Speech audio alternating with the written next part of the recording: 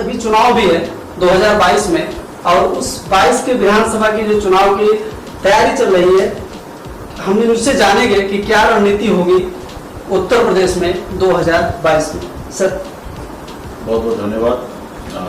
मैं अहमदाबाद में आया हूँ और आप सभी को पता है जैसे कि हम लोगों ने बहुत ही कम समय में संघर्ष करके बिहार में निषाद समाज को उनके हक अधिकार के लिए जागरूक करके, और कह सकते हैं कि सत्ता के नज़दीक हम लोग पहुँच चुके हैं।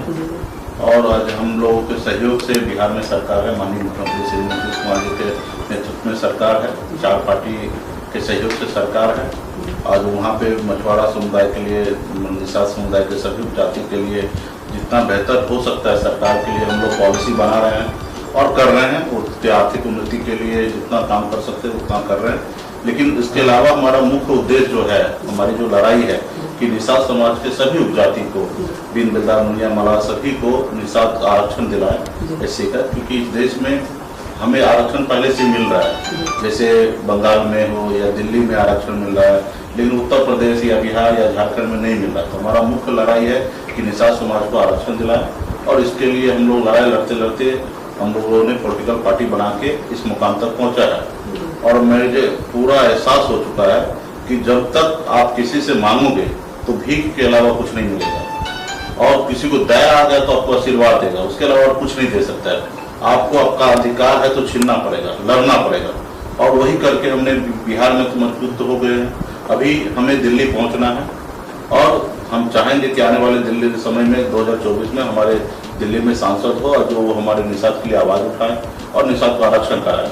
और इसके लिए उत्तर प्रदेश से ही रास्ता पहुंचता है दिल्ली। तो इसलिए 2022 में मजबूती से हम लोग उत्तर प्रदेश में चुनाव लड़ेंगे। बीजेपी पार्टी 165 सीट पे हम तैयारी कर रहे हैं, और मजबूती से हम लोग लड़ेंगे। और हम चाहेंगे कि वहाँ पे लड़कर अपनी स्थिति मजबूत करें, हमारे सहयोग से वहाँ पे सरकार बनाए। इसके लिए आज हम पूरे देश में घूम रहे हैं, निषाद समाज को जोड़ रहे हैं, और खास करके उत्तर प्रदेश से बड़ी संख्या में, पूर्वांचल से बड़ी संख्या में हमारे निषाद भाई सूरत में रहते हैं और मजबूत स्थिति में हैं।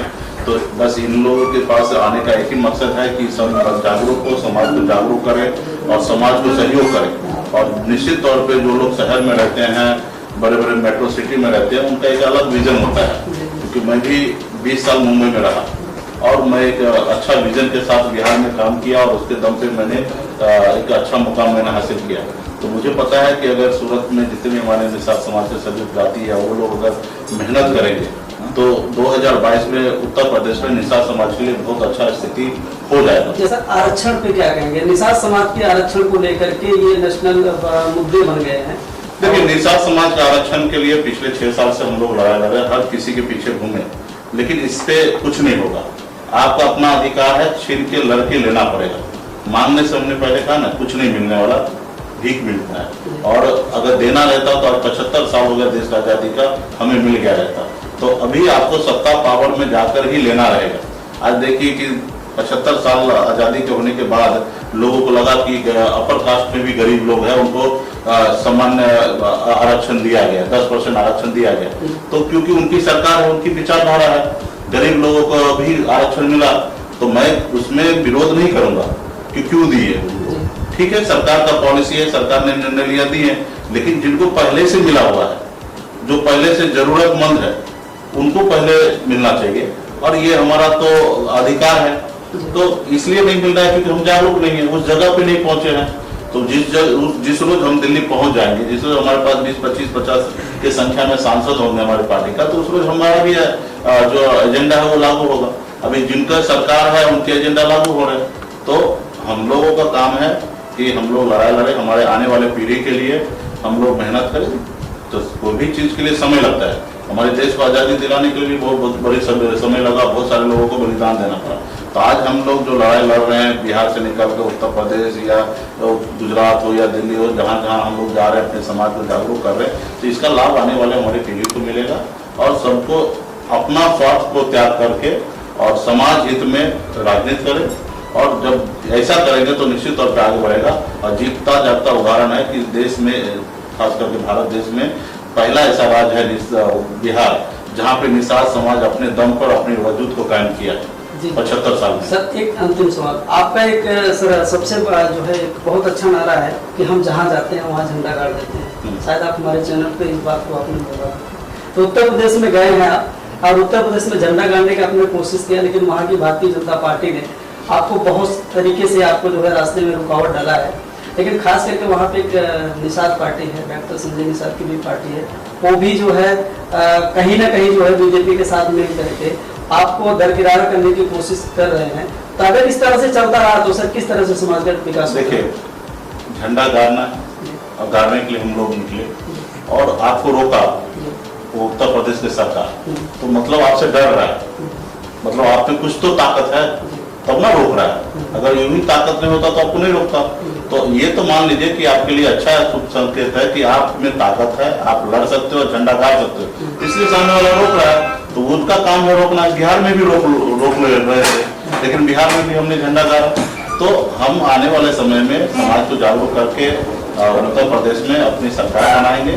ठीक है, बहुत सारे लोग हैं, राजनीति करने वाले लोग हैं, तो राजनीति करेंगे, ठीक है।